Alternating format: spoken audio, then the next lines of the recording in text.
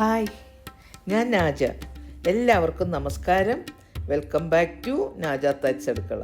ഞാൻ കുറേയായി വീഡിയോ ഇട്ടിട്ട് കുറച്ച് ഒരു മടിയായിപ്പോയി. ഇതപ്പോൾ ഞാൻ ഓർത്തു നല്ലൊരു ടേസ്റ്റി ഹൈദരാബാദി ബിരിയാണിയുടെ റെസിപ്പി ആയിട്ട് വരാമെന്ന്. വളരെ എളുപ്പത്തിൽ തയ്യാറാക്കാൻ പറ്റിയതും വളരെ രുചികരവുമായ ഒരു റെസിപ്പിയാണിത്. നിസ്സാര ടൈമും കൊണ്ട് നമുക്ക് തയ്യാറാക്കിയെടുക്കാൻ പറ്റും. എന്നാൽ രുചിയുടെ കാര്യത്തിൽ ഒട്ടും പുറകോട്ടുമല്ല. അപ്പോൾ ഇതിന് എന്തൊക്കെയാണ് ഇൻഗ്രീഡിയൻസ് വേണ്ടത്, എങ്ങനെയാണ് തയ്യാറാക്കുന്നതെന്ന് നമുക്കൊന്ന് കണ്ടു നോക്കാം.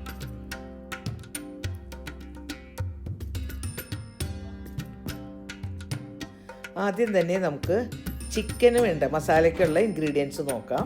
ഞാനൊരു 900 ഗ്രാം ചിക്കൻ പീസ് ഉപ്പും മഞ്ഞളും ചേർത്ത് വാഷ് ചെയ്ത് നാരങ്ങ വെള്ളത്തിലിട്ടെടുത്തതാണ്. അത് ചിക്കൻ്റെ സ്മെല്ല് പോകാനാട്ടോ അങ്ങനെ ചെയ്യണം. എല്ലാ വീഡിയോയിലും ഞാനിത് ആവർത്തിക്കാറുണ്ട്. ഇനി നമുക്ക് വേണ്ടത് മുളക് പൊടിയാണ്. സാധാ മുളക് പൊടി 1 ടേബിൾ സ്പൂൺ, ഇഞ്ചി വെളുത്തുള്ളി paste 2 tablespoon, ginger garlic paste, garam masala powder 1 teaspoon, cardamom powder 1 teaspoon, ഏലക്കാപ്പൊടി,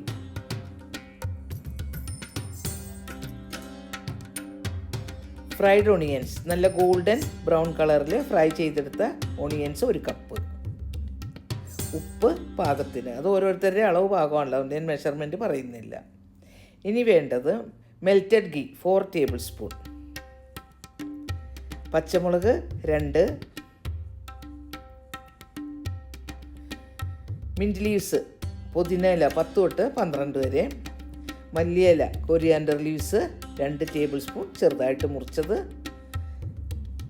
lemon juice ഒരു നാരങ്ങയുടെ നീര്, പിന്നെ അധികം പുളിയില്ലാത്ത തൈര് 1 കപ്പ്. പിന്നെ വേണ്ടത് മഞ്ഞൾ പൊടിയാണ്. മഞ്ഞൾ പൊടി 1 ടീസ്പൂൺ.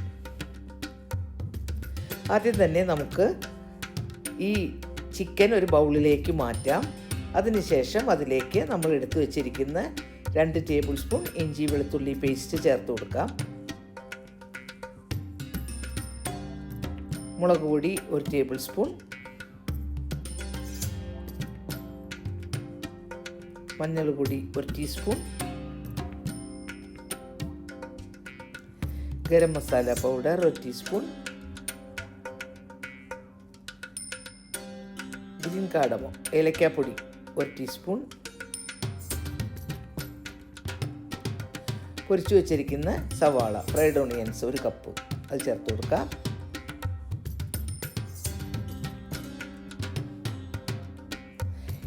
ഇനി വേണ്ടത് നെയ്യാണ്. ഞാൻ 4 ടേബിൾ സ്പൂൺ നെയ്യ് എടുത്തിട്ടുണ്ട്. ഇതിൻ്റെ ടേസ്റ്റും ഫ്ലേവറും തരുന്നത് ഈ നെയ്യാണ്, അതുകൊണ്ടാണ് 4 ടേബിൾ സ്പൂൺ.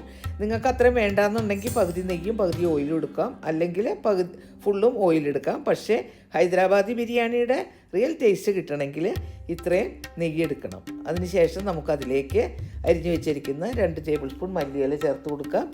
പിന്നെ പുതിനയില ഒരു 10-12 മിൻറ്റ് ലീവ്സ് ഉണ്ടല്ലോ, അതും ചേർത്ത് കൊടുക്കാം. അതിനുശേഷം നമുക്ക് ആ പച്ചമുളക് ഒന്ന് കൈവച്ച് ഒടിച്ചിട്ട് കൊടുക്കാം. ഞാൻ 2 പച്ചമുളകാണ് എടുത്തേക്കുന്നത്. ആവശ്യത്തിനുള്ള എരിവുണ്ടായിരുന്നു, കൂടുതലുമില്ല കുറവുമില്ല. ഇനി നമുക്ക് ഉപ്പ് ചേർത്ത് കൊടുക്കാം. അത് ഓരോരുടെ പാകത്തിനനുസരിച്ചിട്ട് ചേർത്ത് കൊടുക്കുക. പിന്നെ 1 കപ്പ് തൈര് നമ്മൾ എടുത്തു വെച്ചിട്ടില്ലേ അത്.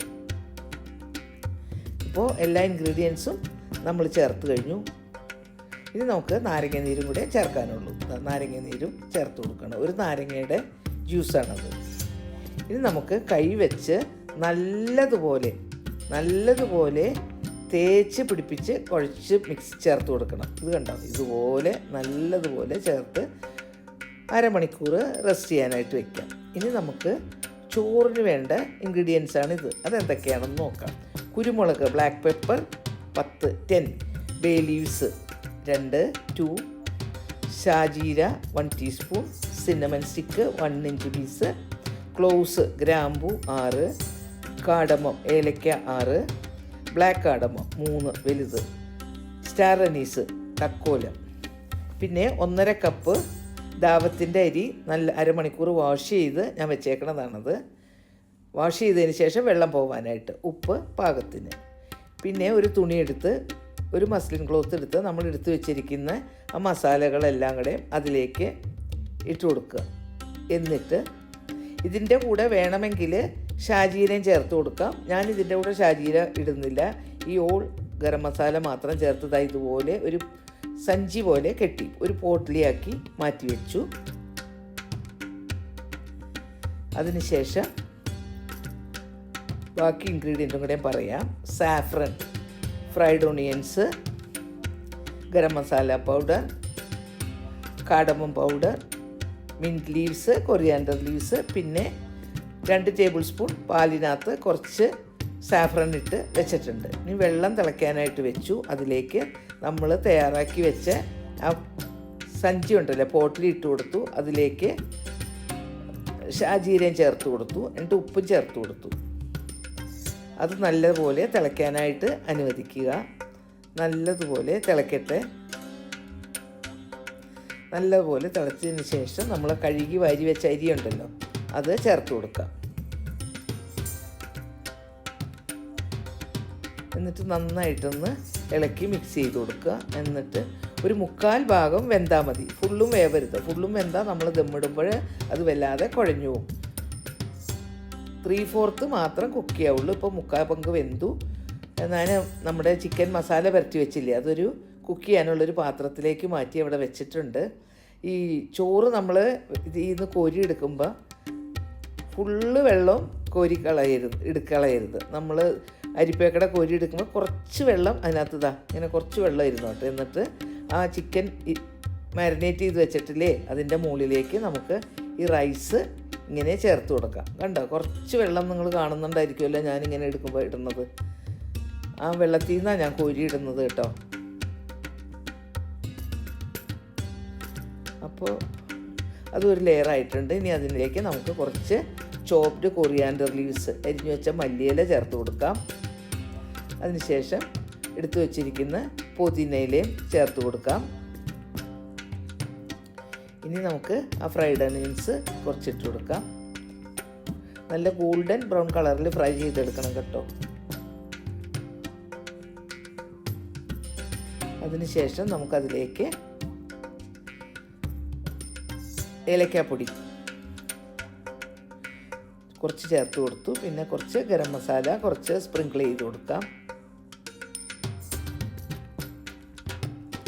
ഇനി നമുക്ക് അടുത്ത ലെയർ ഇതുപോലെ തന്നെ സെറ്റ് ചെയ്യാം. നേരത്തെ ചെയ്തത് തന്നെ റിപ്പീറ്റ് ചെയ്യുന്നു. മല്ലിയില, പുതിനയില, ഫ്രൈഡ് ഓണിയൻസ്, കാടമ്മം, ഗരം മസാല ഇതെല്ലാം ചേർത്ത് കൊടുക്കുകയാണ്.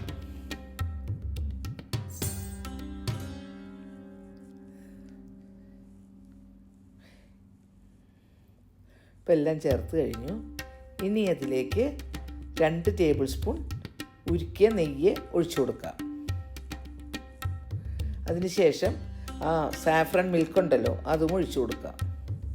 അപ്പോൾ എല്ലാം സെറ്റായി. അപ്പോൾ ഞാനിപ്പോൾ അടുപ്പ് ഓൺ ചെയ്തു കേട്ടോ. എന്നിട്ട് ഞാൻ മൈദ വെച്ചിട്ട് ഇതുപോലെ ഒരു ഡോ ഉണ്ടാക്കി. എന്നിട്ട് ഈ പാനിൻ്റെ ചുറ്റും ഇത് ചേർത്ത് കൊടുക്കുകയാണ്. ഒട്ടും സ്റ്റീം പുറത്ത് പോകരുത്, അതിന് വേണ്ടിയാണ്. ജസ്റ്റ് മൈദയും വെള്ളവും മാത്രം വെച്ചിട്ടാണ് നമ്മൾ ചപ്പാത്തിക്ക് കുഴയ്ക്കൂലേ, അതുപോലെ കുഴച്ച് എല്ലാ സൈഡും ഇങ്ങനെ വെച്ച് കൊടുത്തു. എന്നിട്ട് നമുക്ക് അതിൻ്റെ കവർ വെച്ച് അടച്ചു കൊടുക്കാം. അപ്പോൾ ആ കവറിൽ ചെറിയൊരു ഹോള് സ്റ്റീം പോകാനുണ്ട്. അപ്പോൾ അതും കൂടെ നമുക്ക് അടച്ചു വെച്ച് കൊടുക്കണം. ഒട്ടും സ്റ്റീം പോകരുത്. എന്നിട്ട് ഒരു 15 മിനിറ്റ് നേരം ഞാൻ വെച്ച് കൊടുത്തു. അപ്പോൾ ഉണ്ടല്ലോ 15 മിനിറ്റ് കൃത്യമായി കഴിയുമ്പോൾ സ്റ്റീം പൊട്ടി സൈഡിൽ കൂടെ വരും. അതാണ് കറക്റ്റ് ടൈം. അപ്പോൾ നിങ്ങൾ നോക്കി നിൽക്കണം. ഒരു മീഡിയം ടു ഹൈ ഫ്ലെയിമിൽ വെച്ച് കഴിയുമ്പോൾ 15 മിനിറ്റ് ആകുമ്പോൾ കറക്റ്റ് ഇങ്ങനെ പൊട്ടി വരും. എന്നിട്ട് തീ കുറച്ച് ഒരു 5 മിനിറ്റ് കൂടെ വെക്കണം. അതിന് ശേഷം ഞാൻ ഒരു സെർവിങ് പ്ലേറ്റിലേക്ക് ബിരിയാണി എടുത്ത് വെച്ചിട്ടുണ്ട്. അടിപൊളി ബിരിയാണിയാണ്. അപ്പോൾ എൻ്റെ വീഡിയോ നിങ്ങൾക്ക് ഇഷ്ടപ്പെട്ട് കാണുമെന്ന് വിചാരിക്കുന്നു. ഇഷ്ടപ്പെട്ട ലൈക്ക് ചെയ്യാനും ഫ്രണ്ട്സിനും റിലേറ്റീവ്സിനും ഷെയർ ചെയ്യാനും മറക്കരുത്. സബ്സ്ക്രൈബ് ചെയ്യാതെ കാണുന്നവർ സബ്സ്ക്രൈബ് ചെയ്തിട്ട് തൊട്ടടുത്തുള്ള ബെല്ലൈക്കൺ അമർത്തി ഓൾ എന്ന ഓപ്ഷൻ കൊടുക്കുക. അപ്പോൾ ഞാൻ പുതിയ വീഡിയോ അപ്ലോഡ് ചെയ്യുമ്പോൾ നിങ്ങൾക്ക് നോട്ടിഫിക്കേഷൻ കിട്ടുന്നതാണ്. Thank you for watching. പുതിയൊരു വീഡിയോ ആയിട്ട് വരുമ്പോൾ നമുക്ക് വീണ്ടും കാണാം.